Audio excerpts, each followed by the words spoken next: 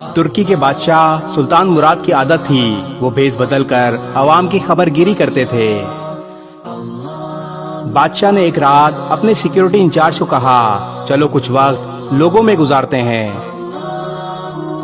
شہر کے کنارے پہنچے تو دیکھا ایک آدمی گرا پڑا ہے۔ بادشاہ نے اس کو ہلا کر دیکھا تو وہ مردہ انسان تھا۔ لوگ اس مردہ انسان کے پاس سے گزر کر جا رہے تھے۔ بادشاہ نے لوگوں کو آواز دی ادھر آؤ بھائیو۔ لوگ بڑی تعداد میں جمع ہو گئے لیکن بادشاہ کو پہچان نہ سکے۔ لوگوں نے پوچھا کیا بات ہے؟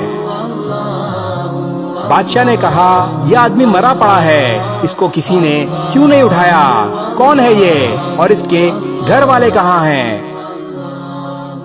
لوگوں نے کہا یہ بہت برا اور گنہگار انسان ہے۔ بادشاہ نے کہا کیا یہ امت محمدی میں سے نہیں؟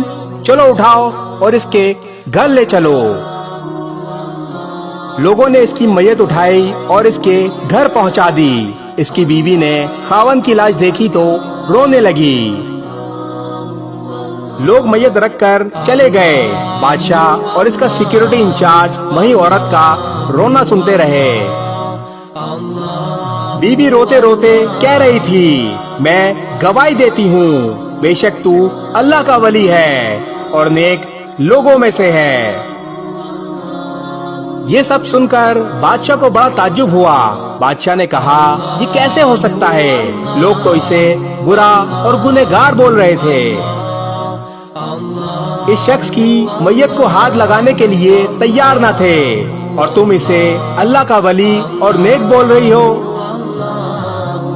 اس کی بیوی نے کہا مجھے بھی لوگوں سے یہی توقع تھی۔ اصل حقیقت یہ ہے کہ میرا خاوند ہر روز شراب کھانے جاتا تھا، جتنی ہو سکے شراب خریدتا اور گھر لا کر گھڑے میں بہا دیتا اور کہتا چلو کچھ تو گناہوں کا بوجھ مسلمانوں سے ہلکا ہوا۔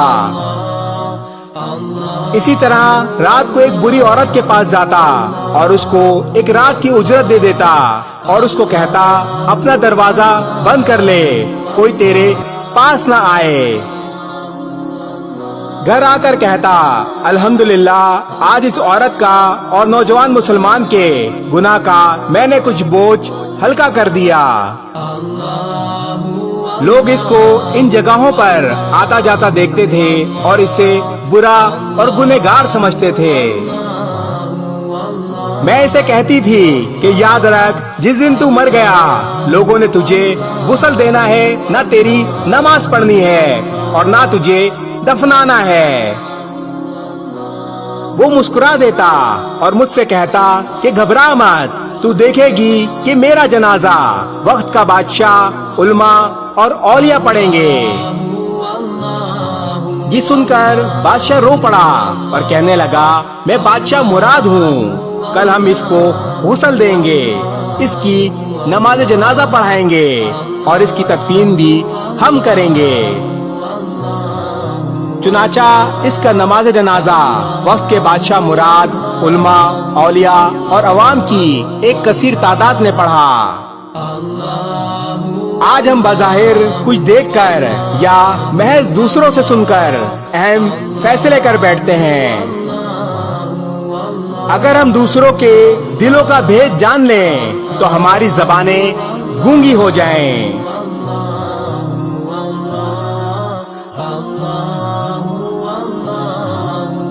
اس ویڈیو کو شیئر ضرور کریں، ہو سکتا ہے آپ کے ایک شیئر سے یہ بات کسی کے دل میں اتر جائے۔